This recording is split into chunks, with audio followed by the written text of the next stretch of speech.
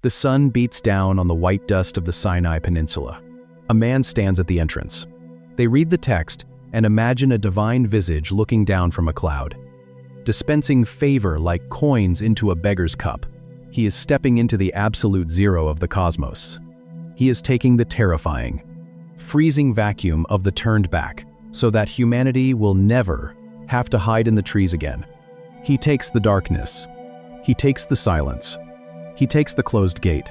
At the exact moment his lungs empty for the last time, a sound rips through the city. Inside the stone walls of the temple, the veil of blue and purple and scarlet yarn, the radiation shield, keeping humanity separated from the face, tears violently in two. From the ceiling to the floor, the filter is broken. The separation is over. The Panim is no longer confined to a dark room behind heavy curtains. But the trauma of that ancient separation still haunts the human nervous system. We just call it by a different name. You sit across a table from a friend in a loud room. A piece of glass lights up on the wood. Their eyes dart down. You lose them. The physical proximity remains. The sound of their voice continues. But the presence is gone. You feel the sudden drop in the atmosphere. You feel the invisible withdrawal. We live in an era of fractured attention. A world of split screens. A culture of divided focus. We measure human value in passing glances. We curate digital profiles to beg for fragmented views. We crave the rapid hit of 1,000 strangers scrolling past our image. But if you look closer at the ancient grammar, at the physical reactions of the men and women who actually experience this blessing, but a quick glance is not a gaze. A polite nod is not presence. A shared room is not the Panim. You feel the ache in your own chest. You recognize the tension deep in your own jaw.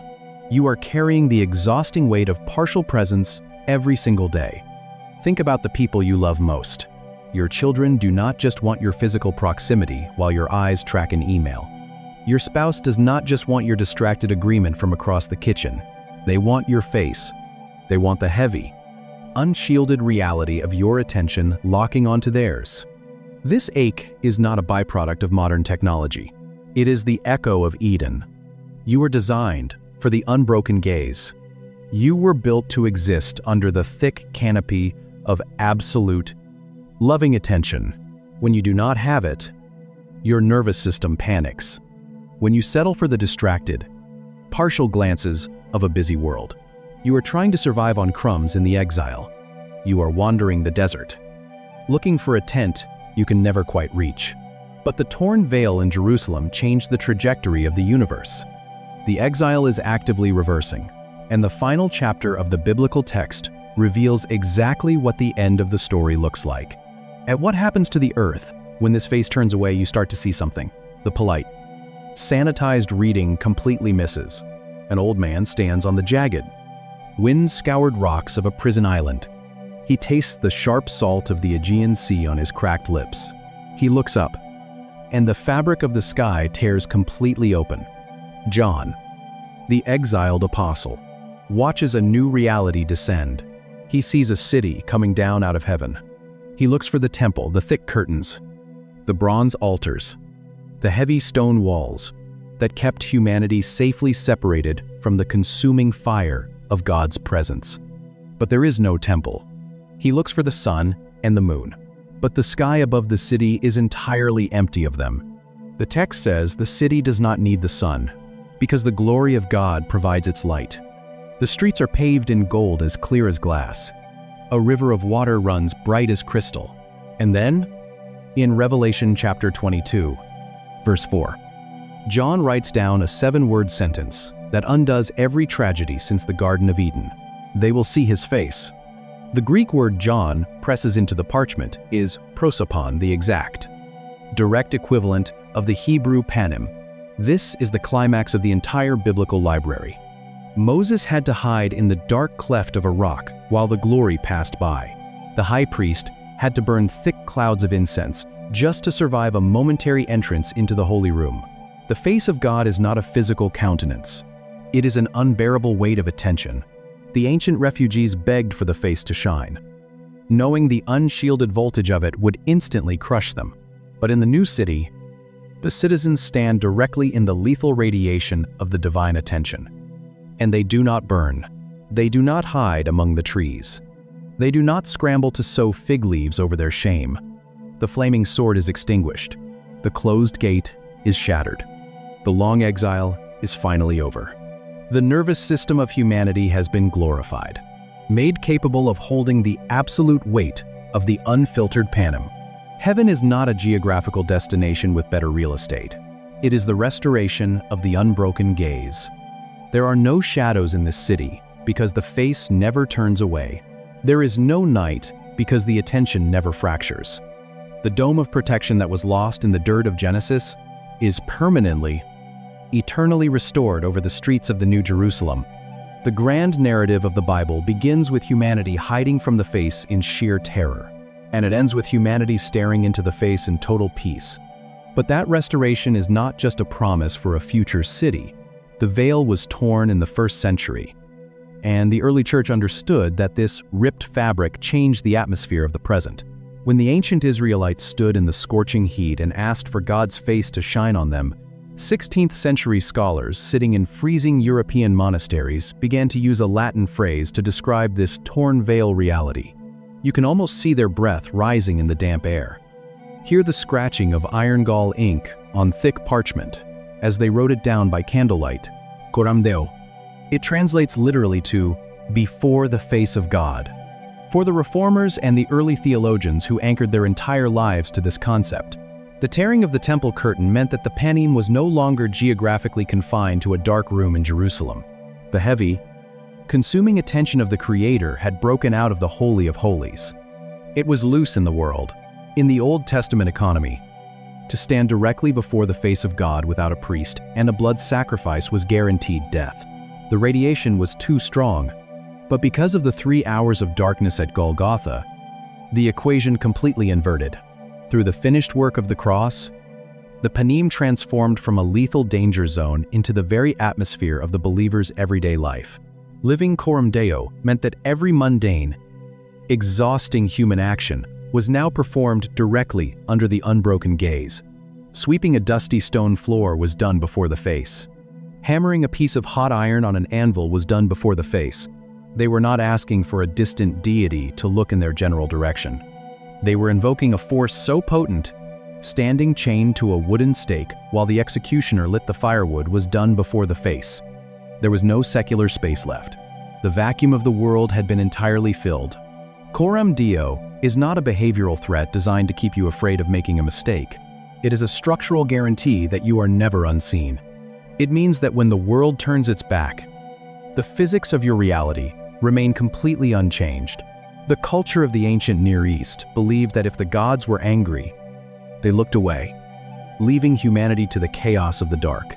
But the torn veil declares that the face is permanently fixed toward the sons and daughters of the cross.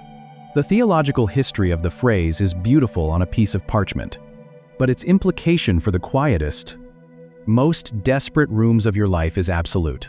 The high priest lifted his hands in the burning desert and asked for the weight of the divine attention to settle on the camp. The first humans hid themselves among the trees of Eden, and the terrifying vacuum of exile rushed in. Moses begged to see the unfiltered glory in the wilderness, and was hidden in the rock so he would not be consumed. A heavy curtain was woven of blue and scarlet yarn and served as a radiation shield for a fractured people, that their own leaders had to hide in the cleft of rocks just to survive a glimpse of its passing. The Son of God screamed into 3 hours of absolute pitch blackness and took the turn back of the Father so we would never have to. The temple veil tore violently from top to bottom, and the consuming presence broke out into the everyday world. An exiled apostle looked at a city with no sun or moon and saw a glorified humanity staring directly into the unbroken gaze. Same face, same God. But maybe the part that stays with me most is the darkness at noon. The center timber in the execution yard. We spend our entire lives terrified of the dark, exhausted by the fractured attention of a world that is always looking at a screen, always looking away. And yet, the Savior of the cosmos willingly stepped into the absolute zero of the universe, the complete withdrawal of the Father's face, just to ensure that you would never have to hide in the trees again. If you are in a season where you feel completely unseen, where the people you love have turned away, where the room feels empty and the silence is deafening. Coram Deo is the place to sit. The silence you feel is not a withdrawal of the face. It is an invitation to realize the veil has already been torn. You are not wandering in the exile. The gaze is fixed on you. The face does not turn away from you when you fail. The wilderness was hostile. The scorpions were real. The edge of an enemy sword was never more than a few days' march away. And it does not blink when you are broken. And may the God who took the darkness of the turned back on a Roman cross walk with you through yours and keep you forever under the heavy, unbroken canopy of his presence. If this reached something in you, subscribe. Leave a comment, even one word helps. Share this with someone who feels unseen right now. Pray for us as we keep digging into these texts. In that harsh, unforgiving geography, survival did not depend on military strategy or agricultural genius. It depended on exactly where the divine attention was focused. If the face turns toward you, the camp is secure. If the face turns away, the darkness rushes in to fill the vacuum. Of a temporary tent made of woven goat hair and acacia wood, the smell of burning fat and sharp frankincense is so thick, you are a people defined entirely by who is looking at you. To feel the gravity of what the priest is actually asking for, and to understand why this one concept alters how you read every divine encounter from the Garden of Eden to the final chapter of Revelation, you have to start with the original language. You have to look at the Hebrew word translated in your English Bible as face, because there is a detail hiding in the very spelling of this ancient word, and it reveals a reality about the presence of God that most modern readers walk right past. Open any standard Hebrew lexicon to the Book of Numbers, chapter 6, and run your finger across the heavy paper from right to left, tracking the black ink of the original text. When the English translation reads, "The Lord make his face shine upon you," it is translating a word that defies standard English grammar. The word is the Hebrew Panim, and Panim has a grammatical anomaly built directly into its structure. It ends with the suffix I am, which in the ancient language designates a plural noun, just as cherub becomes the plural cherubim. The word for face is literally plural, faces. But the biblical authors do not use it to describe a multi-headed creature. They use the plural form to describe a reality that is two-dimensional, too complex, and too active to be captured by a flat, singular surface.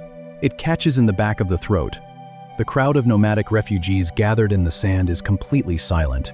Think of the Hebrew word for water, mayim, or the word for the heavens, shamayim. They are plural because you cannot count water, and you cannot measure the sky. They are environments you exist within. They surround you. They possess a physical depth that envelops the observer completely. When the ancient writers talk about the face of God, they are using this exact linguistic architecture. The Panim is the full, multifaceted, inescapable reality of a being's total attention. You can see this translation struggle play out in the book of Exodus. Chapter 33. Moses is having a crisis of leadership.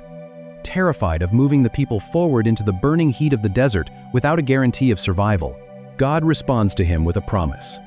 He says, "My presence will go with you, and I will give you rest." The English translators chose the word presence, but the Hebrew word sitting on the page is panim. My face will go with you. To the ancient Hebrew mind, the face and the presence are exactly the same thing. You cannot be in the presence of someone who has turned their face away from you, and you cannot have their face without having their undivided, immediate presence. That grammatical reality changes the entire landscape of the text. When the priest lifts his hands over the camp, you can hear the wind pulling at the heavy canvas. The gold bells on the hem of the priest's garment clink faintly as he shifts his weight. He is not asking for God to look down from a celestial balcony. The Panim is not a physical expression you observe. It is a concentrated reality you inhabit. He is asking that the total, unshielded weight of the Creator's attention would lock onto the community. He is asking for the atmospheric pressure of God's presence to settle over their tents like a protective dome. This changes how you read the blessing, but it also dictates exactly how you read the curse. Because if the presence of God is the face of God, then the most devastating event in human history is not a fiery cataclysm. It is a subtle shift in posture. The wind moves through the trees in the cool of the day. Leaves rustle. A shadow falls across the dirt. Two humans press their bodies into the thick brush. Their skin is covered in hastily stitched fig leaves. Their breath is shallow. Their heartbeats hammer against their ribs. They hear the sound of footsteps walking in the garden. And they hide. Genesis chapter 3 captures the fracture of the universe in one devastating line. The text says the man and his wife hid themselves from the presence of the Lord God among the trees. But read the Hebrew ink. They do not hide from an abstract presence. They hide from the Panim. They hide from the face. For the very first time in human history, he raises both hands, separating his fingers, and speaks a blessing that will echo through 3,000 years of history. The gaze of the Creator is no longer a canopy of protection. It is a spotlight of terror. The humans retreat. The face withdraws. The gates close. A sword of fire ignites. This is the first exile, and it establishes the terrifying equation of the entire biblical narrative. When Israel builds a golden idol in the desert, the text does not say, God immediately throws lightning. It says he threatens to withdraw his face. When David breaks his kingdom with adultery and murder, his desperate prayer in Psalm 51 is an act of sheer panic. Cast me not away from your presence. The Hebrew is Panim. Do not cast me away from your face. When the prophets watch the Babylonian army march toward Jerusalem, they do not focus on the siege ramps. They focus on the temple. They describe the heavy glory lifting off the threshold. They describe Yahweh turning his back. Famine strikes. Plagues spread. Empires invade. And the ancient Israelites understand exactly what the physics of the universe are doing. The invading armies are simply the vacuum filling up. They are what rushes in when the dome of the Panim lifts. Exile is not a change of geography. It is a withdrawal of the gaze. To be cut off from the face is to be thrown into the dark. The Lord bless you and keep you. The Lord make his face shine upon you and be gracious to you. It is to become completely vulnerable to the chaos waiting at the edges of creation. The entire Old Testament, from the sealed gates of Eden onward, is a singular, desperate rescue operation. It is a quest to get the face back. It is a search for a way for fractured humanity to stand under the heavy radiation of that attention without being instantly consumed by it. And that desperate search leads directly to a canvas tent in the middle of a burning wasteland.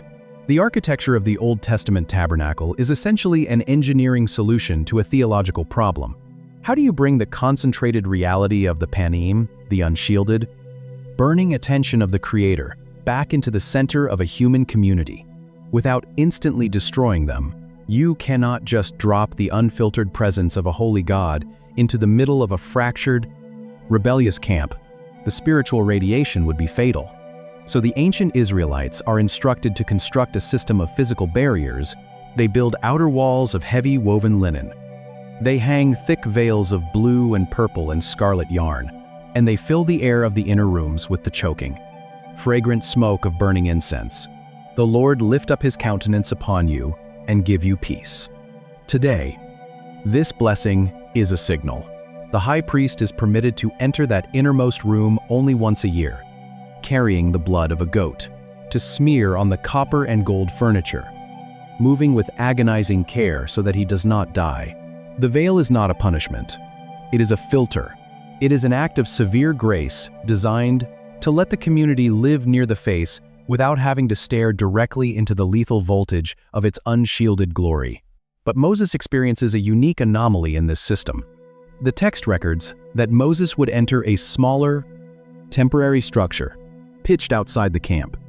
The pillar of thick cloud would descend, and the Lord would speak to Moses, face to face, as a man speaks to his friend. If the sudden realization that these ancient blueprints are actually life-saving, radiation shields is stirring up questions you've never considered. You're exactly who this channel is for. Drop a thought in the comments and hit subscribe. Because every week we go deeper into the text than you knew was possible. So Moses steps into the tent. He stands in the heavy atmosphere of the divine attention, mediating for a people. It is the soothing benediction at the end of a church service, the liturgical transition that tells the congregation it is time to go to lunch, who are terrified of it. And yet, even Moses, the friend of God, eventually hits a biological and spiritual limit. When he finally asks to see the unshielded glory, the raw and unfiltered Panim, the answer he receives is a definitive and protective no. God tells his friend that no human can see his face and live. The human nervous system, fractured by the tragedy of the first exile, simply cannot process the unmitigated weight of that total reality. Moses is forced to hide, in the dark, jagged cleft of a rock, covered by the divine hand, permitted only to see the trailing afterglow as the presence passes by. The engineering solution of the tabernacle and the temple worked for centuries. The barriers kept the people alive, but they also kept the people separate, constantly reminding them that the fracture of Eden had not yet been healed, and that agonizing separation held for generations. Right up until a Friday afternoon in a Roman execution yard, when the sun stopped shining. It is noon in Jerusalem, but the sky turns the color of bruised iron. The temperature drops. You can hear the panicked murmurs of the Roman executioners, the scuff of leather sandals on the limestone, the heavy, wet breathing of a man fighting for oxygen. Most people hear these words and picture a benevolent grandfather. They assume the face of God is just a poetic metaphor for a friendly smile. On the center timber, a body pushes up against an iron spike just to drag air into his lungs. And then, the sun simply shuts off. For 3 agonizing hours, absolute blackness covers the land. This is not a solar eclipse. Eclipses last for minutes, and the mechanics of the solar system dictate they cannot occur during a full moon like the Passover. The darkness suffocating Golgotha is something much older, and much more terrifying. It is the Genesis vacuum. It is the shadow of Eden falling over a Roman cross. In the pitch black, the man on the center timber forces himself up on the nail and screams a line from an ancient song. My God, why have you forsaken me? For centuries, readers have softened this moment, treating it as a momentary lapse of human despair, or a subjective feeling of loneliness. But look at the architecture of the presence we have just uncovered. Look at the Panim. Jesus is not reciting poetry. He is experiencing the catastrophic collapse of the universe. The cry from the cross is not a lapse of faith. It is the physics of exile. For the first time in eternity, the unshielded, unbroken gaze of the Father turns away from the Son. The protective dome of the Panim lifts. The face withdraws. And exactly as the ancient Israelites understood, when the face withdraws, the chaos rushes in. Jesus is not just absorbing physical pain.